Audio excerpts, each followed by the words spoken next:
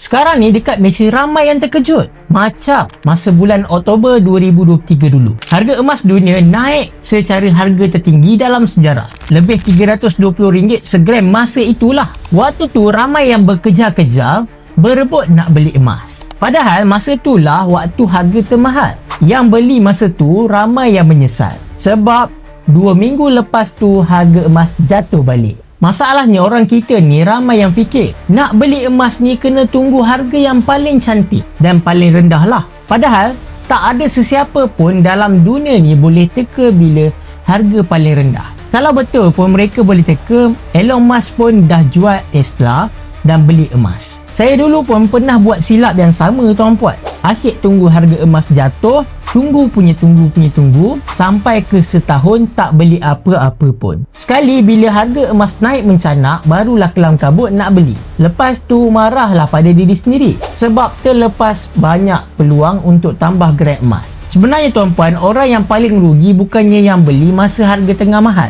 tapi yang tak beli langsung sebab asyik tunggu harga yang paling perfect. So, kalau anda tengok data di Public Gold dan World Gold Council, harga emas ni memanglah turun dan naik setiap minggu. Setiap hari pun sama. Tapi, dalam jangka masa panjang, trend dia tetap naik. So, masa yang paling sesuai nak beli emas ialah bila anda ada saja duit. Sebab emas ni bukannya untuk kita kejar untung cepat tuan-puan, tapi nak lindungi nilai duit kita daripada inflasi yang makin hari makin teruk setiap tahun. Atas sebab tu tuan-puan, saya selalu cakap macam ini. Kalau anda boleh tunggu harga emas jatuh, anda juga sebenarnya kena get ready untuk tunggu harga hidup anda menurun. Dan benda ni takkan terjadi pun. So, jangan tunggu masa yang paling sempurna untuk mula. Yang penting mula dulu walaupun bajet sikit. Dan katakanlah anda nak mula simpan emas secara yang betul, dan cara yang paling mudah, isi saja form biru dekat bio saya sekarang.